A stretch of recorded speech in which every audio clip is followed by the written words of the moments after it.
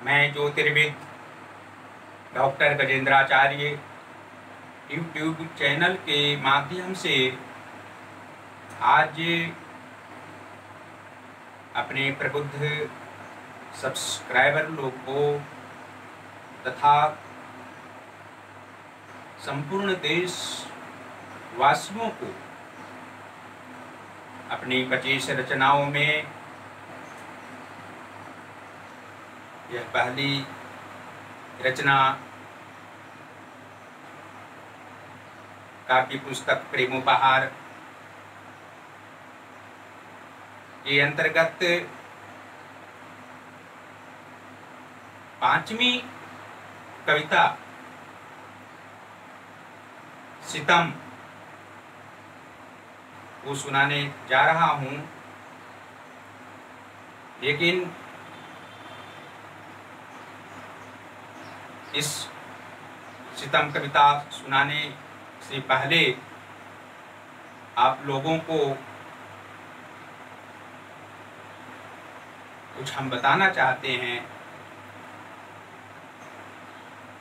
सितम के संदर्भ में। आप सभी लोग हमारी सभी कविताओं में सितम को संबोधित करते हुए हमको देखते हैं।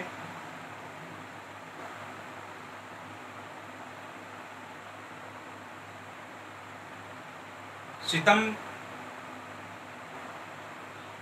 हमारी अर्धांगिनी है। इस पुस्तक का संपादक श्रीमती सीता पांडे ही सितम है। हमारे द्वारा उपनाम सितम विवाह के उपरांत रखा गया था।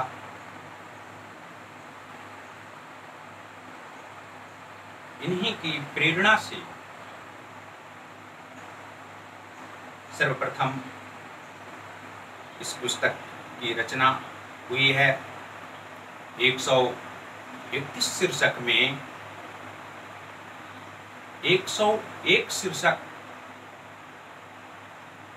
इन्हीं पर आधारित सभी कविताएं, और इस कविता देश के प्रति, देश की घटनाओं से संबंधित शीर्षक हैं जो सितम को संबोधित करते हुए दर्शाया गया है।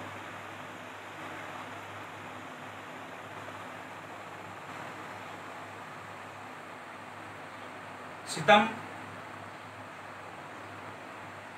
ही हमारी प्रेरणा है।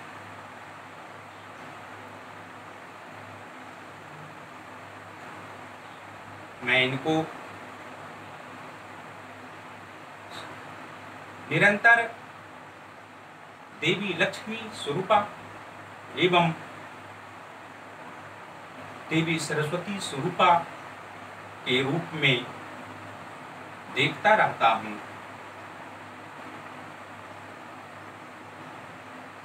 इसी कारण इस पुस्तक के अलावा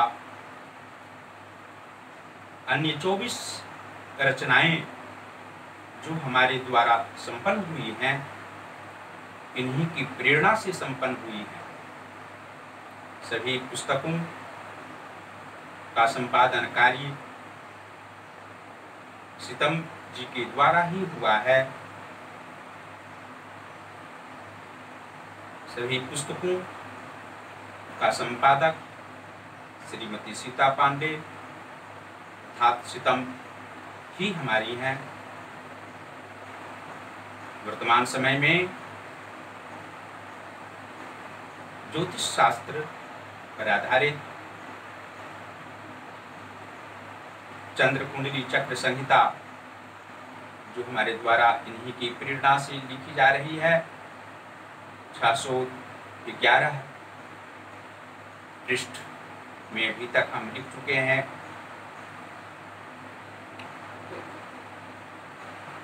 भृगु संहिता से ऊपर का लक्ष्य है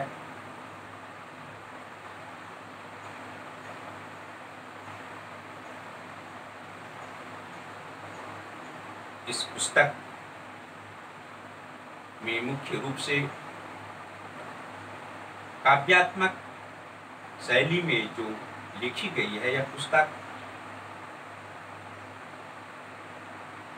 आत्ममिलन संवाद को ही हम हिंदी भाषा में कविता में बद्ध करके अपनी आत्मकथा को अपनी महारानी सीता जी अर्थात सीतम जी को मैं दर्शाया हूँ। भले ही हमारी लेखनी चलती है लेकिन शब्द इनकी आत्मा का ही होता है। आज तक जितनी भी योग्यता हम ग्रहण किए हैं इन्हीं के कारण, इन्हीं की प्रेरणा से बनारस हिंदू यूनिवर्सिटी से एमए गोल्ड मेडलिस्ट हुआ, इन्हीं की प्रेरणा से आचार्य की उपाधि संपूर्णानंद संस्कृत विश्वविद्यालय से प्राप्त किया, इन्हीं की प्रेरणा से, और 6 विषयों से आचार्य भी हुआ तो इन्हीं की प्रेरणा से। प्रकाशक विशाल ज्योतिष कार्यालय की स्थापना हुई इन्हीं की प्रेरणा से। जन्मभूमि ग्राम दियौरा नवादा बिहार में सूर्य मंदिर का निर्माण तथा भव्य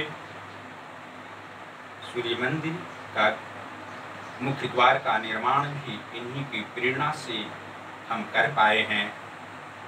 आज आप लोगों को इस काव्य पुस्तक प्रेमोपहार की 5वीं कविता जो सुनाने जा रहा हूँ, सीतम, इन्हीं पर मैं कविता सर्वप्रथम लिखा था। इसके बाद ही मैं कविता करना शुरू किया जो 131 शीर्षक में प्रेमोपहार नामक पुस्तक लिखा।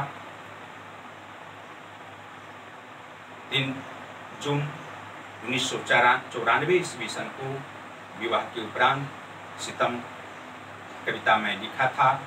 आप लोग प्रेम पूर्वक हमारी कविता को सुने और ध्यानपूर्वक मनन अवश्य करेंगे, यह मुझे पूर्ण विश्वास है।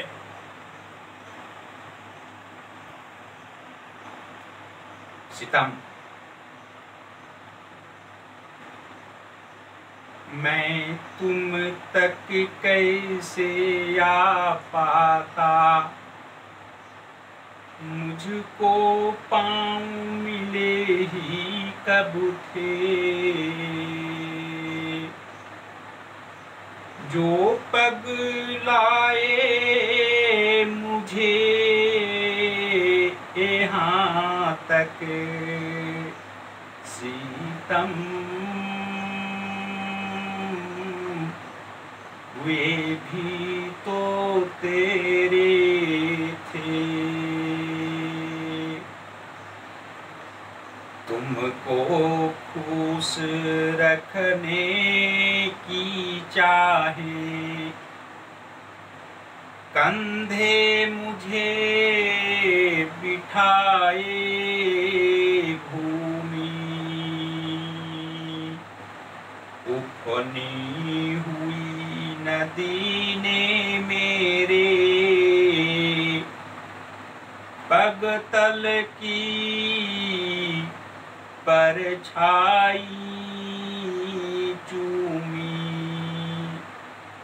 अपने जीवन की सर्वप्रथम कविता में लिखकर महारानी सीता जी को अर्थात सीतम जी को मैं दिखाया था, इसलिए प्रत्येक कविता में सीतम से संबोधित आत्मकथा को दर्शाया हूँ कि तुमको खुश रखने की चाहे, कंधे मुझे बिठाए घूमी, उफनी हुई नदी ने मेरे पग तल की परछाई चूमी।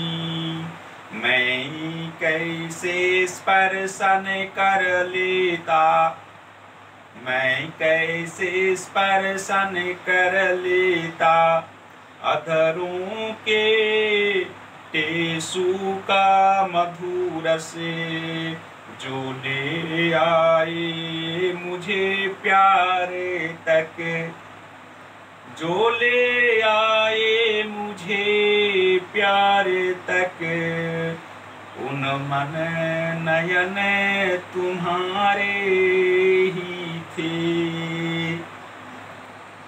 अंगुलियों के छूते कोमल, अंगुलियों के छूते कोमल, मैं बंसी बने लगा गूंजने।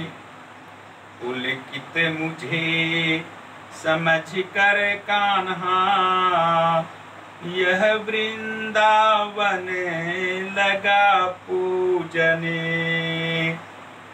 कैसे सरस छंद रच देता, मैं तो था गूंगा सितार सा। संगीत सुधा लेकर जो छलके, वे भी गीत तुम्हारे ही थे। और अंत में लिखते हैं कि मांझी माप सकेगा कैसे, मांझी माप सकेगा कैसे, सरिता की गहराई पूरी, जिसको ज्ञात नहीं है कितनी, इस तट से उस तट की दूरी। मैं उपवन कैसे बन जाता, मैं उपवन कैसे बन जाता, तब तो बांझलता सा ही था। जो दो चार खिले थे गंधिले सीतम पुष्प तुम्हारे ही थे, सीतम पुष्प तुम्हारे ही थे। और अंत में हमारे सभी वीडियो को अवश्य ही आप लोग लाइक करें, साथ ही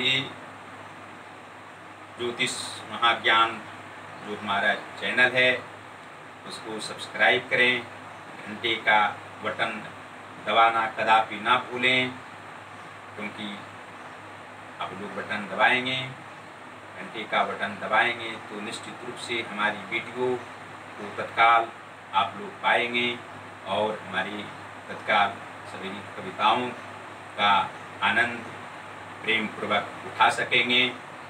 धन्यवाद।